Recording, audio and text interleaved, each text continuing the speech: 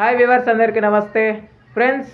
ఇక్కడ ఐసీసీ వార్షిక టెస్ట్ ర్యాంకింగ్స్తో పాటు ఉమెన్స్ టీమ్ ర్యాంకింగ్స్ కూడా అనౌన్స్మెంట్ అయితే చేశారు. ఏంటంటే టీమిండియా మెన్స్ కానీ ఉమెన్స్ కానీ థర్డ్ ప్లేస్లో ఉన్నారు. ముఖ్యంగా మెన్స్ పరంగా మనం మాట్లాడితే టెస్ట్ ర్యాంకింగ్స్లో అంటే టెస్ట్ టీమ్ నెంబర్గా థర్డ్ టీమ్గా నిలిచింది. 104 రేటింగ్ పాయింట్స్తో ఉంది. 131 రేటింగ్ పాయింట్స్తో ఆస్ట్రేలియా మొదటి స్థానంలో ఉండగా 129 or 28 ఉన్నాయి సౌత్ ఆఫ్రికాకి. ఆ తర్వాత ఫోర్త్ ప్లేస్లో ఇంగ్లాండ్ ఉంది 102 రేటింగ్ పాయింట్స్తో, అండ్ పాకిస్తాన్ 88 రేటింగ్ పాయింట్స్తో ఉండింది.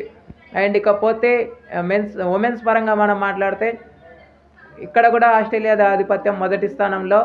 వాళ్ళకి 163 రేటింగ్ పాయింట్స్ ఉన్నాయి, అండ్ 128 ఇంగ్లాండ్కి ఉండగా 124 రేటింగ్ పాయింట్స్ టీమిండియాకి ఉన్నాయి.